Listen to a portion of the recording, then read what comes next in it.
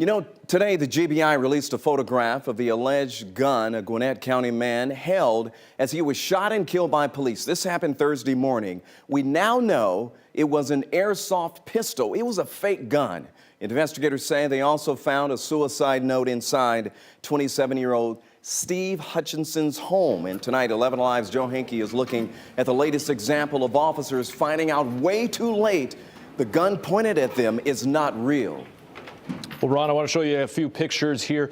GBI investigators tell us that this was the gun pointed at Gwinnett County officers yesterday. This gun right here, we are told by the GBI, was a gun pointed at Atlanta school police officers last month. School police officers ended up shooting the man holding this gun as well. And back in 2012, Gwinnett County police officers recovered this gun from a man they say failed to follow their demands to drop his weapon. They shot and killed that man.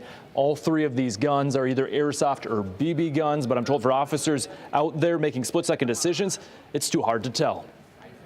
We put the pictures. I see a Colt 1945. In front of former Nashville police officer Vincent Hill. A Walther PPK 380 pistol. And to him, every one of the toy guns looked real. It looks identical to a Beretta 92F, which was made very popular in the Lethal Weapon series. Mel Gibson carried one of these. Hill says an officer fearing their life is on the line would have to assume these guns are real. He even put his own real gun on the table. If you were to look at these two side by side, especially from a distance of about 7 to 10 feet, there is nothing in your eyes that would tell you one is fake and one is real. A GBI spokesman says Gwinnett County Police attempted to de-escalate a situation Thursday with a man now identified as Stephen Hutchins. After 5 minutes, Hutchins pulled a gun and raised it at officers. An officer fired, killing him.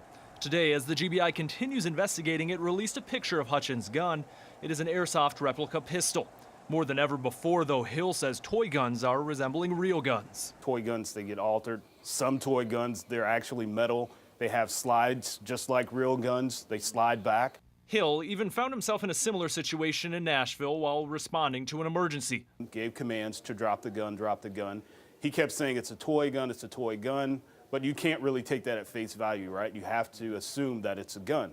The person dropped the gun, which Hill now knows for a fact was a toy gun, and thankfully he avoided firing a single shot. Because officers don't want to go out and do this, but when they're met with that, they have no choice but to do it.